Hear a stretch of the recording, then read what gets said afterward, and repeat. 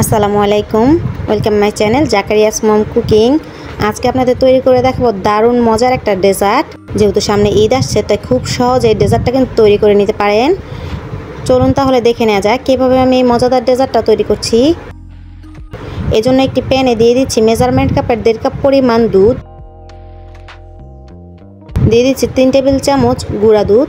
অবশ্যই গুঁড়া দুধটা দেওয়ার চেষ্টা করবেন, এতে কিন্তু ডেজার্টটা খেতে আরও বেশি ভালো লাগবে। 1 টেবিল চামচ কাস্টার্ড পাউডার। এখন ভালোভাবে একটু মিশিয়ে নিচ্ছি। মিশিয়ে নেওয়া হয়ে গেছে, চুলায় বসিয়ে দিয়েছি। এই পর্যায়ে চুলার আঁচটা কিন্তু মিডিয়াম টু লো আছে। এখন অনবরত নেড়েচেড়ে এই দুধ আর কাস্টার্ডের মিশ্রণটা বলক তুলে নিব।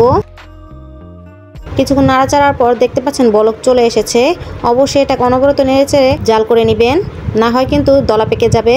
আমি অনেক দুঃখিত, এ পর্যায়ে আমি 1/3 কাপ পরিমাণ চিনি দিয়েছিলাম, কোনোভাবে স্কিপ হয়ে গেছে।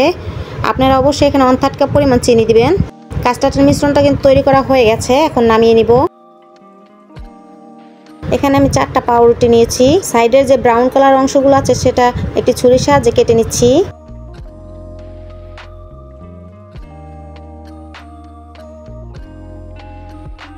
কেটে নেওয়া হয়ে গেছে।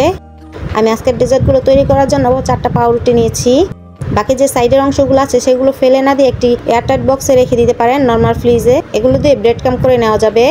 এখন একটি প্লেটে আমি দিয়ে দিচ্ছি যে 4টা পাউরুটি করে রেখেছিলাম, সেখান থেকে 2টা দিয়ে দিচ্ছি।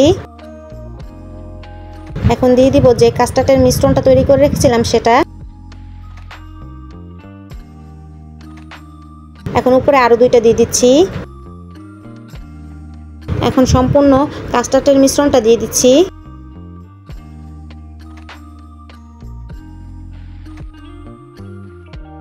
দিয়ে দেওয়া হয়ে গেছে। এখন উপরে কিছু কাঠবাদাম কুচি আর পেস্তা বাদাম কুচি দিয়ে দিচ্ছি।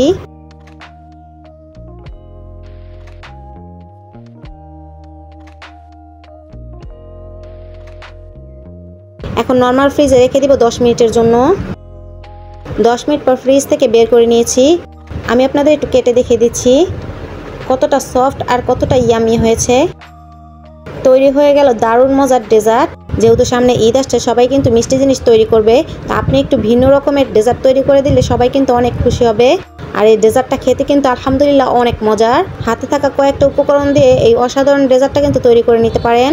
ভালো লাগলে ভিডিওতে একটি লাইক দিবেন এবং প্লিজ আমার চ্যানেলটি সাবস্ক্রাইব করবেন। আর যারা সাবস্ক্রাইব করেছেন তাদেরকে অসংখ্য ধন্যবাদ। সবাই অনেক ভালো থাকবেন। আল্লাহ হাফেজ।